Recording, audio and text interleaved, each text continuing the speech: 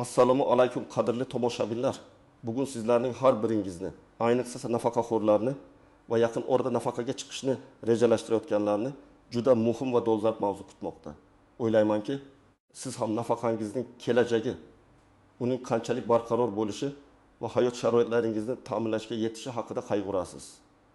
Aynan shu xavotirlaringizni bugun to'liq bartaraf etamiz. Chunki 2026 yildagi pensiyalarni indeksatsiya qilish bo'yicha yangi tafsilotlar paydo bo'ldi va bu haqida siz bilishingiz shart.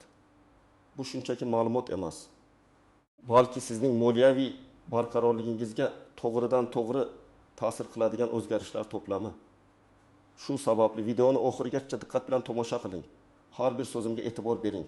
Chunki bu sizning kelajagingiz uchun juda muhimdir. Hozirdayoq kanalimizga obuna bo'lishni va ushbu videoga like bosishni unutmang. Bu biz uchun katta motivatsiya va siz uchun muhim ma'lumotlarni o'tkazib yubormaslik kafolati. Pensiyalar indeksatsiyasi deganda nima tushuniladi va bu jarayon ilgari qanday amalga oshirilar edi? Avvallari pensiyalar odatda mamlakatdagi inflyatsiya darajasidan kelib chiqqan holda hukumat qarorlari bilan oshirilar edi. Ya'ni Moliya vazirligi va pensiya jamg'armasi mutaxassislari yil davomida narx-navo o'zgarishlarini tahlil qilib, iqtisodiy o'sish sur'atlarini hisobga olgan holda pensiyalarni ma'lum bir foizga oshirishni taklifini kiritardi. Masalan, agar inflyatsiya yillik 10% ni tashkil etgan bo'lsa, pensiyalar ham shu atrofda yoki undan bir oz yuqori darajada oshirilishi mumkin edi. Bu jarayon ko'p hollarda o'rtacha inflyatsiya ko'rsatkichlariga tayanib, pensiyaning xarid qobiliyatini saqlab qolishga qaratilgan edi. Ammo ba'zan iqtisodiy vaziyatga qarab bu oshirishlar inflyatsiya sur'atlaridan bir oz orqada qolishi ham mumkin edi. Bu esa nafaqaxo'rlarning turmush darajasiga salbiy ta'sir ko'rsatardi. Eng muhimi, bu oshirishlar har doim ham muntazam va oldindan bashorat qilinadigan mexanizm asosida emas, balki aksariyat hollarda siyosiy qarorlar yoki iqtisodiy zarurat tufayli amalga oshirilardi. Endi esa 2026 yildan boshlab pensiyalarni indeksatsiya qilishning mutlaqo yangi mexanizmi joriy etilmoqda. Bu shunchaki kichik o'zgarish emas, balki butun tizimni tubdan takomillashtirishga qaratilgan islohotdir. Yangi tizim pensiyalarni doimiy ravishda inflyatsiya darajasiga bog'lashni va har yili muntazam ravishda avtomatik oshirib borishni nazarda tutadi. Asosiy farq shundaki, endi pensiyalar oshishi uchun hukumatning har safar alohida qarorini kutib o'tirilmaydi.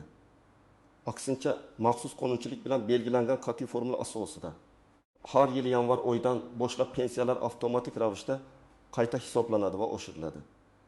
Bu nafaqaxo'rlarga o'z kelajagini yanada aniqroq rejalashtirish imkoniyatini beradi. Chunki ular endi inflyatsiya pensiya yemilmasligiga ko'proq ishonch hosil qilishlari mumkin. Bu yangi tartib nafaqat pensiya miqdorining oshishini ta'minlaydi, balki uning real qiymatini saqlab qolishga ham xizmat qiladi. Endi pensiya jamg'armasi ma'lumotlari asosida Markaziy bankning inflyatsiya ko'rsatkichlari, o'rtacha ish haqi o'sishi va eng kam iste'mol savatchasi qiymati kabi iqtisodiy ko'rsatkichlar kompleks ravishda tahlil qilinadi va aynan shu ma'lumotlar asosida indeksatsiya koeffitsiyenti belgilanadi. Bu esa pensiya miqdorining oshishi yanada adolatli va iqtisodiy asoslarga ega bo'lishini ta'minlaydi. Keling, endi ushbu yangi tizimning batafsil tafsilotlariga o'tamiz. Birinchi navbatda, bu nimani anglatadi va kimlar uchun bu ayniqsa muhim? Asosan, bu o'zgarishlar barcha turdagi pensiya oluvchilarga, ya'ni yoshga doir pensiya, nogironlik pensiyasi va bo'g'uvchisini yo'qotganlik pensiya oluvchilarga taalluqlidir. Shuni yodda tutingki, endilikda pensiyangizning xarid qobiliyati mamlakatdagi narx-navo o'zgarishlariga bog'liq bo'lib qolmaydi, balki u bilan birga o'sib boradi. Kim xavotirlanishi kerak? Aslida hech kim xavotirlanishi shart emas. Aksincha, hamma quvonish kerak, chunki bu islohot nafaqaxo'rlarning ahvolini yaxshilashga qaratilgan. Ammo shuni bilish muhimki, ba'zi toifalar uchun bu o'zgarishlar ayniqsa sezilarli bo'lishi mumkin. Masalan, uzoq muddatli ish stajiga ega bo'lgan va nisbatan yuqori maosh olgan fuqarolar uchun. Ularning pensiyasi allaqachon yaxshi hisoblangan bo'ladi va indeksatsiya tufayli bu summa yana ham sezilarli darajada oshadi. Kim xavotirlanishi shart emas. Aslida bu savol ham to'g'ri emas, chunki bu ijobiy o'zgarish. Lekin, masalan, minimal pensiya oluvchilar uchun ham bu o'zgarishlar juda muhim. Ular ham inflyatsiya ta'siridan himoyalanadi va ularning pensiya miqdori ham muntazam oshib boradi. Shunchaki yuqori pensiya oluvchilar uchun foizli o'sish mutlaq raqamlarda kattaroq ko'rinishi mumkin. Keling, konkret misollar bilan ushbu yangi mexanizm qanday ishlashini ko'rib chiqaylik. Birinchi misol, Gulchehra opa 6 yoshda 35 yillik uzluksiz ish stajiga ega. Uning o'rtacha ish haqi pensiyani hisoblashda eng yuqori koeffitsiyentga to'g'ri keladi. 2025 yil oxirida Gulchehra opaning pensiyasi aytaylik 2 million so'mni tashkil etgan edi. Yangi indeksatsiya mexanizmi ishga tushganda, agar 2025 yil uchun inflyatsiya darajasi 10% bo'lsa va o'rtacha ish haqi o'sishi indeks foizni tashkil etsa, pensiya jamg'armasi mutaxassislari bu ko'rsatkichlarni inobatga olgan holda indeksatsiya koeffitsiyentini erkin bij masalan 11 deb belgilashi mumkin.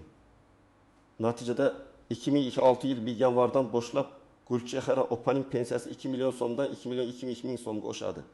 2001 ming. Bu shuni anglatadiki, uning pensiyasi nafaqat inflyatsiya ta'siridan himoyalanadi, balki real xarid qobiliyatini ham saqlab qoladi va hatto bir oz yaxshilanadi. Bu o'sish avtomatik tarzda hech qanday arzasiz amalga oshadi. Bu esa Gulchehra opa uchun o'rtacha qog'ozbozlik va ovoragarchilikni bartaraf etadi. U har yili bir xil sanada pensiyasining o'sishini kutishi mumkin. Bu Gulchehra opaga keyingi yildagi byudjetini rejalashtirishda katta qulaylik yaratadi. Chunki u pensiya miqdorini oldindan biladi. Ikkinchi misol, Akmal aka 65 yoshda. Uning o'tgan yillik ish staji bor. Ammo hamma ish haqi o'rtachadan bir oz pastroq bo'lgan. U 2025 yilda 1 million 200 ming so'm pensiya olgan. Yangi indeksatsiya tizimi Akmal aka uchun ham ishlaydi. Yuqoridagi sharoitlarda, ya'ni IBD indeksatsiya koeffitsiyenti bilan uning pensiyasi 2026 yildan boshlab 1 million 332 ming so'mga yetadi. 1200 ming, 1332 ming. Garchi o'shish summasi Gulchehra opanikidan kamroq bo'lsa-da, foiz nisbatida bir xil o'sish amalga oshadi. Bu Akmal akaning turmush darajasini inflyatsiya ta'siridan saqlashga yordam beradi va pensiyasi doimiy ravishda dolzarblashib borishini ta'minlaydi. U endi bozordagi narxlarning o'sishi sababli pensiyasining qiymati tushib ketishidan xavotir olmasa ham bo'ladi. Chunki u doimiy ravishda yangilanib turadi. Bu shuningdek, jamiyatdagi eng kam himoyalangan qatlamlarning ham ijtimoiy ta'minotini kuchaytirishga qaratilgan muhim qadamdir. Uchinchi misol, yosh bolalarini yo'qotganlik sababli boquvchisini yo'qotganlik pensiyasini oluvchi Fotima singlimiz. Uning pensiyasi 2025 yilda 900 ming so'm edi. Yangi tizimda u ham indeksatsiyadan chetda qolmaydi. Agar indeksatsiya koeffitsiyenti 11% bo'lsa, uning pensiyasi 2026 yildan 918 ming so'mga oshadi. 918 ming. Bu kichik ko'rinishi mumkin. Ammo doimiy o'sib borishi uning oilasining moliyaviy barqarorligini ta'minlashda muhim rol o'ynaydi. Ayniqsa bolalar o'sib ulg'aygan sari ularning ehtiyojlari ortib borishini hisobga olsak, har yillik indeksatsiya oilaning turmush darajasini ushlab turish uchun juda zarur. Bu shuningdek davlatning ijtimoiy adolat tamoyillariga sodiqligini va fuqarolarga g'amxo'rligini namoyish etadi. Bu misollar shuni ko'rsatadiki, yangi indeksatsiya mexanizmi pensiyaning real xarid qobiliyatini saqlab qolish va uni doimiy ravishda dolzarblashtirib borishni maqsad qilgan. Endi pensiya miqdori faqat nominal emas, balki real o'sishga ega bo'ladi. Bu tizim yanada shaffof, adolatli va bashorat qilinadigan bo'ladi. Bu nafaqaxo'rlarga o'z moliyaviy kelajagini yanada ishonchli rejalashtirish imkoniyatini beradi va ularning ijtimoiy himoyasini kuchaytiradi. Endi esa ushbu yangi tizimdagi ba'zi bir nozik jihatlar, e'tibor berish kerak bo'lgan tuzoqlar va kamroq ko'zga tashlanadigan nuanslar haqida gaplashamiz. Bularni bilish sizga tizimni yanada chuqurroq tushunishga va ehtimol kelajakda yuzaga kelishi mumkin bo'lgan muammolarning oldini olishga yordam beradi. Birinchi muhim nuans indeksatsiya koeffitsiyentining hisoblanish tartibi. Yuqorida aytib o'tilgandek, bu koeffitsiyent nafaqat inflyatsiya darajasiga, balki o'rtacha ish haqi o'sishi, iqtisodiy o'sish sur'atlari va eng kam iste'mol savatchasi qiymati kabi bir qator iqtisodiy ko'rsatkichlarga asoslanadi. Bu shuni anglatadiki, indeksatsiya darajasi har yili bir xil bo'lmasligi mumkin. Masalan, agar iqtisodiyot keskin o'sishni boshdan kechirsa, pensiya o'sishi inflyatsiyadan yuqori bo'lishi mumkin. Bu esa nafaqaxo'rlarning real daromadlarini yanada oshiradi. Aksincha, agar iqtisodiy o'sish sekinlashsa, indeksatsiya darajasi faqat inflyatsiya darajasini qoplashi mumkin.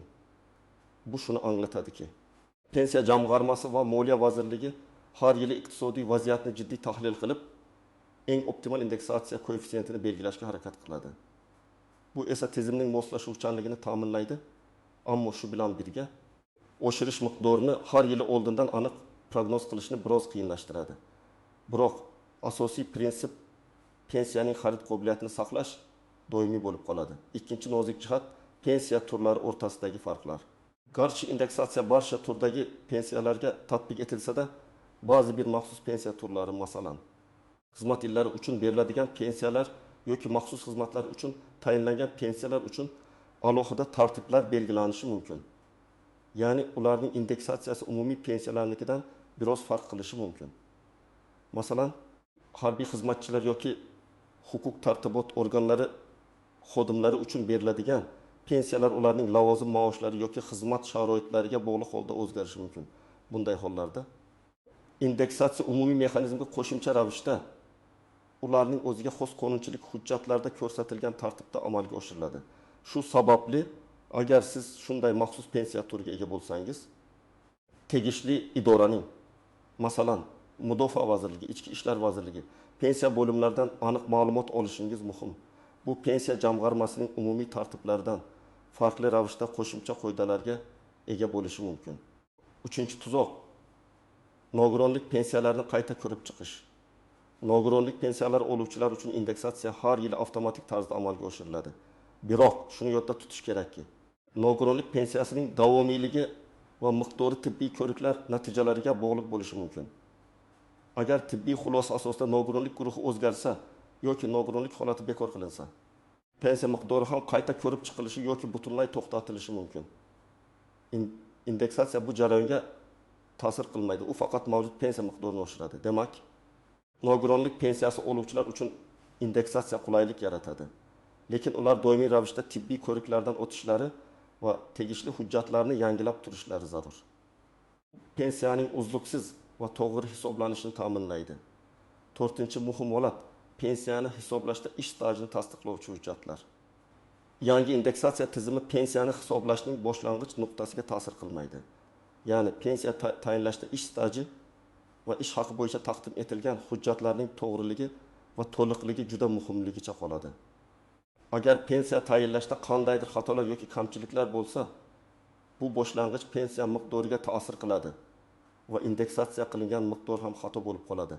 Shuning uchun agar siz yaqin orada pensiyaga chiqishni rejalashtirayotgan bo'lsangiz, ish stajingizni tasdiqlovchi barcha hujjatlaringizni, mehnat daftarchasi, arxiv ma'lumotnomalari, ish haqi to'g'risidagi ma'lumotlar hozirdanoq tekshirib chiqing. Agar biror hujjatda nomuvofiqlik bo'lsa, uni pensiyaga chiqishdan avval to'g'rilashga harakat qiling.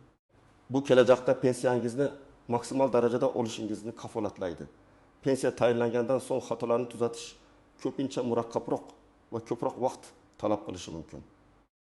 5-nuqta chetdan ish haqi yoki daromad olish. Agar siz pensiya oluvchi bo'lsangiz va qo'shimcha ish haqi yoki boshqa daromad turlarini olsangiz, bu indeksatsiyaga ta'sir qilmaydi. Indeksatsiya faqat tayinlangan pensiya miqdorini oshiradi. Qo'shimcha daromadlar pensiya miqdorini kamaytirmaydi. Lekin ba'zi hollarda agar siz davlat tashkilotlarida ishlasangiz, pensiya va ish haqining birgalikda olinishi bo'yicha cheklovlar mavjud bo'lishi mumkin. Bu holatda siz pensiya jamg'armasiga murojaat qilib, aniqlik kiritishingiz lozim, lekin umumiy qoida bo'yicha. Fuqarolarning qo'shimcha daromad ularning pensiyasini indeksatsiya qilish jarayoniga hech qanday salbiy ta'sir ko'rsatmaydi. Aksincha, indeksatsiya qilingan pensiya va qo'shimcha daromadlar birgalikda sizning moliyaviy barqarorligingizni yanada oshiradi. 6-tuzoq ma'lumotlarning shaffofligi va ochiqligi. Yangi tizim yanada shaffof bo'lishiga qaramay, siz ham aktiv bo'lishingiz kerak. Pensiya jamg'armasining rasmiy veb-saytida va mass media orqali indeksatsiya koeffitsiyenti va uning hisoblash metodologiyasi haqida ma'lumotlar e'lon qilinadi.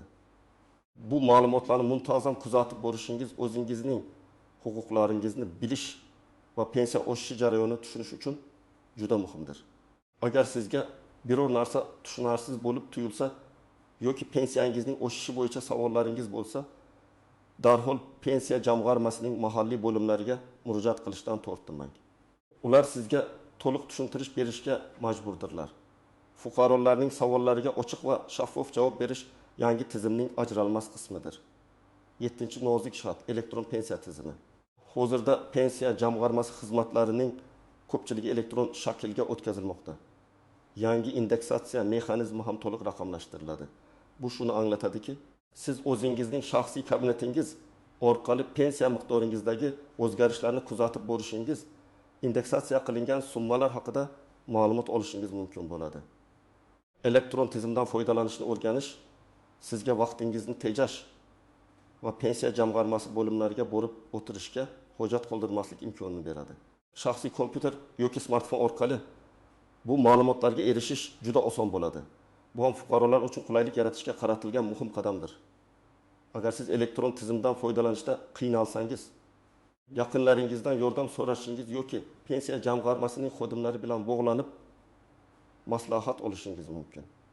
Bu kabi nozik jihatlar va tuzoqlarni bilish sizning pensiya tizimidagi o'zgarishlarni yanada ongli ravishda qabul qilishingizga va o'zingizning huquqlaringizni himoya qilishingizga yordam beradi. Unutmang, ma'lumotli bo'lish har doim sizning foydangizga ishlaydi. Endi esa ushbu muhim o'zgarishlar doirasida siz nimalar qilishingiz kerakligi haqida amaliy maslahatlarga o'tamiz. Bu bosqichma-bosqich ko'rsatmalar sizga jarayonni tushunishda va harakatlaringizni to'g'ri yo'naltirishda yordam beradi. Birinchi qadam, ma'lumotlarni muntazam kuzatib boring. Pensiya jamg'armasining rasmiy veb-saytini, uz va davlat axborot agentliklarining yangiliklar sahifalarini kuzatib boring.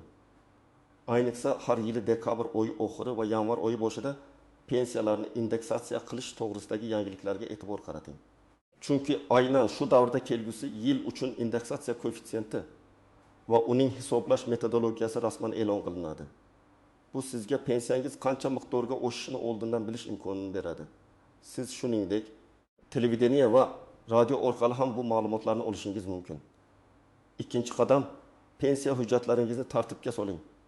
Bu ayniqsa yaqin orada pensiya chiqishni rejalashtirayotganlar uchun juda muhimdir.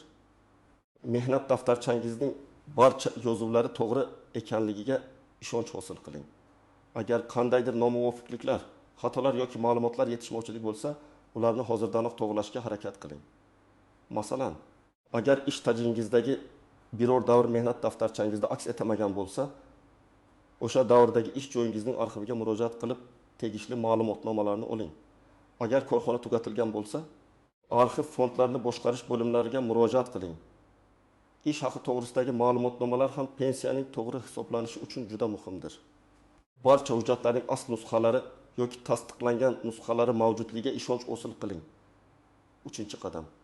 Savollaringiz bo'lsa, pensiya jamg'armasiga murojaat qiling.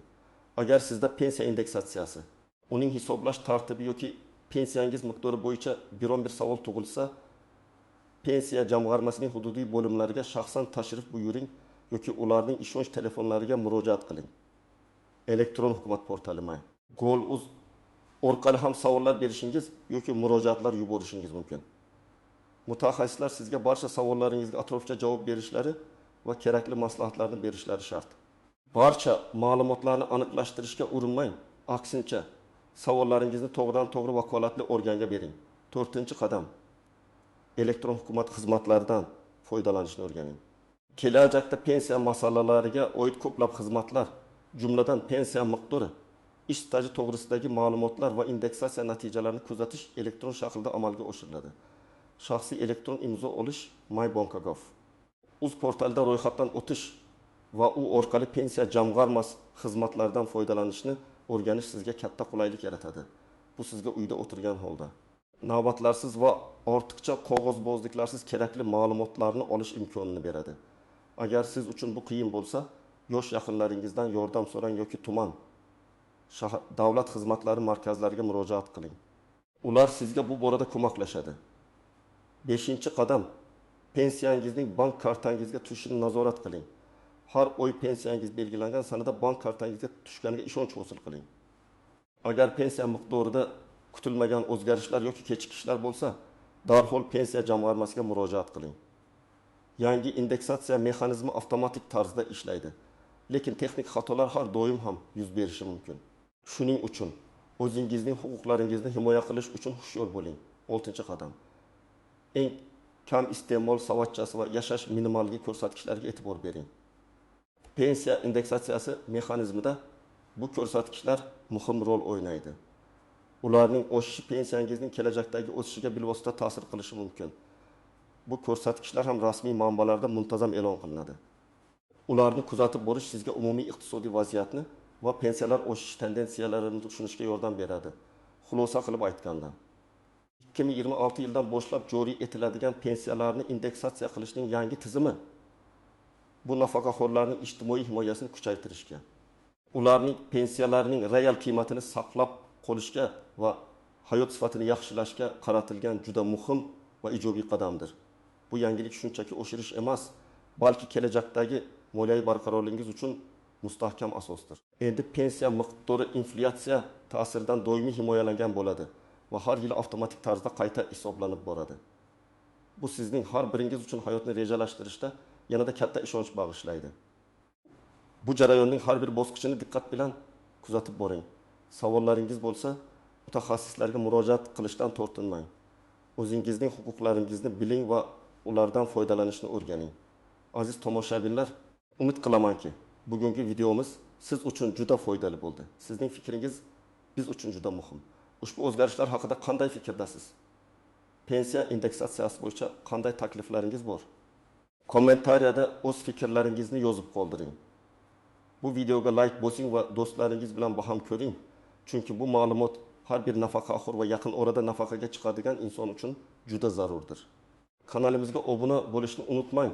Oldinda sizni yana ko'plab foydali va dolzarb ma'lumotlar kutmoqda. Keyingi videolarda ko'rishguncha